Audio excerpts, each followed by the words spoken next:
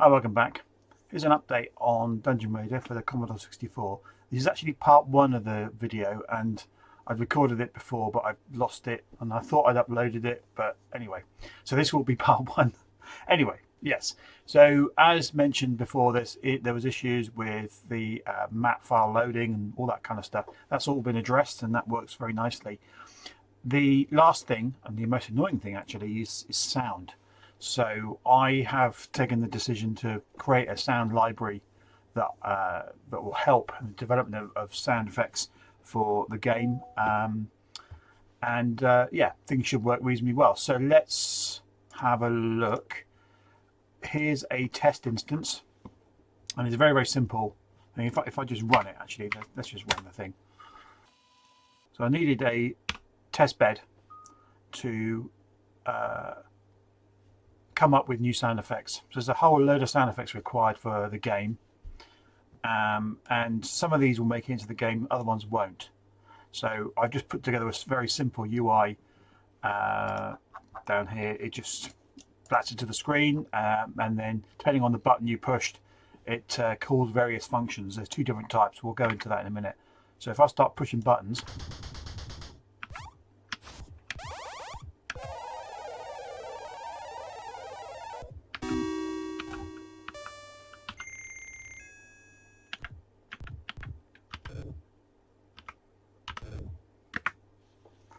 anyway, you get the idea. It does all kinds of weird stuff. Though this is actually on GitHub at the moment, so it's public on GitHub. So I'll put this link in the description. So please go ahead and do whatever you want to do.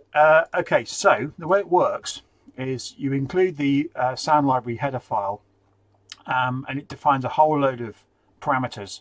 So you have this SND underscore in uppercase. That's the standard. And this is where you're setting the pitch, the pulse width, whatever the waveform bits for voice 1, voice 2, voice 3, and some other bits and pieces. And then you've got some other helper functions to help you with a bit of binary. And then you've got these macros here which define so if you want to set the bits for voice 1, then you would inject that, and it would do a poke for the relevant commands to the relevant area. Okay, so that all looks a little bit mind-boggling, but it's actually quite simple. If we carry on down, there's also a... Let me go back a step. This is probably going to be easier. So there's a whole bunch of stuff in there. Let's go to an example. That's probably going to be easier to understand. Right, so there's a command here. That one is shoot. So we're going to have a look at what shoot looks like. So here is a little program. So you have a little loop, and you're setting the volume and setting the voice 1 bit. So this is the noise output, the attack and decay, the high and low, and there's a little loop there to pause. Okay, so that generates the shoot command. Maybe I shouldn't have stopped that. Okay, let's just find that again.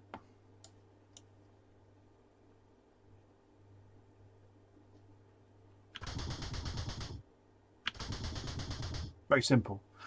So this zap runs this function here. So as you can see, the function is run in line. So this is not an interrupt handler.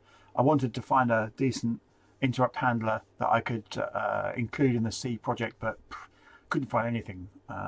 There's lots in assembler, but they don't seem to be don't lend themselves to being injected into a C project. I did try a few, but I really couldn't get it working. I wanted something, relatively easy to understand, and something that is perhaps, well, easy to use, sure, but something that was more analogous to what you see in basic books. So a typical sort of program, you'd have a whole bunch of pokes. That's what it ends up being. You're poking information into the SID to generate the sound. So yeah, this is the sort of manual way of doing it. If I go into here, I need to actually turn this off a minute. This is actually the code itself, and I want to get rid of the debug. Oops, not like that. Debug thing. me run that again. So there's another. So that's the first way of doing it. Okay. If you look here, I go back up. You'll see that that is running a function. These other ones are running SND play. So what that does is it runs a function to play the sound effect, and the sound effects are actually encoded in here. So it's a char array where you have the function for what it's doing. So in that case, setting the volume, and you're setting it to 15, and it goes in sort of 2 char bits going down. So you define an array which plays the sound, and I quite like that way of doing it. I haven't managed to get all of the functions in there yet. It's all a little bit hand to mouth. I need to find a better way of doing it, but I quite like this because you're using the similar things to the manual functions. All this stuff is very, very similar, but it's in an array, which is actually quite sweet. So in theory, that could take less storage than some programming code where you've got loops and all sorts of stuff. It's still very, very early days. So if I show you an example of that, so let's go up here. Let's look at open door. Right, open door number F. You hear that? A little clunk, which is quite cool. It's not very exciting. If we go to L, so that's a little tune. Whether you like, don't judge me on my my composing there. Anyway, you can get the idea. So that particular fanfare array, if I go to the definition of that, that's this one here. Okay, so there's a few bytes, but it's not that bad actually. It does support things like wait. There's also a count and loop function built into it. So I've got to find count. So here, for example, you'd set a count, and it would. So yeah, you're doing a bunch of stuff. That's fine, and then you've got the wait, and then you're repeating based on what the count is. So the count is set to 6, and you repeat, and that 20 is 20 bytes up. Looks a bit weird, but 2, 4, 6, 8, 10, 12, 14, 16, 18, 20. So it goes up to here and starts again. So that section would play 6 times, which is quite cool. It's very crude, but it's actually flexible enough for basic things. I just need to expand it a bit and try and do more of this kind of stuff where you have loops within loops and whatever. It's a work in progress. I've got, on the basis of this work,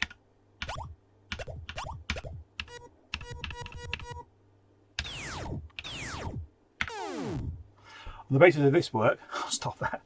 I've got probably 2 sound effects, maybe 3 sound effects to actually finish. That's been quite good. The progress with this has been a lot faster than just doing it manually. It's obviously still doing it manually, but if it's having a test bed to do this has been vital, and I have been reading books on SID programming, and the book I've got hold of does it in BASIC, which is fine, so you just have to convert it in your head. But it's been quite relatively straightforward because you can use this stuff here where you're setting the pitch for voice 1, for example, and it will say in the book, it will say poke this number into this address. Well, that's a bit a bit obscure, so you have to sort of do a bit of conversion. But once you've got it in this format, it's much easier to read. You really have it is really quite cool. I think I've enjoyed working with it. So as I say, this is in a public GitHub. Please feel free to do horrible nefarious things to it if you wish. But the next phase is to integrate this into Dungeon Raider. That's mostly done, although I'm still making tweaks to this. The beauty of having it outside, of course, is that you can work on it independently of Dungeon Raider and initiate a trigger, I should say, sound effects as and when you want, and not have to wander around the dungeon. So that's really cool. Anyway, the last sound effects that I have that I've got to add are mainly around the sort of little tunes that sort of the fanfare kind of stuff, that kind of thing, which are seemingly more difficult to generate. The incidental noises, like the crash, for example, are relatively straightforward. That's fine. Right, so that's it for now. This is the work in progress, and yeah, I'd look forward to your comments. Cheers. See you next time.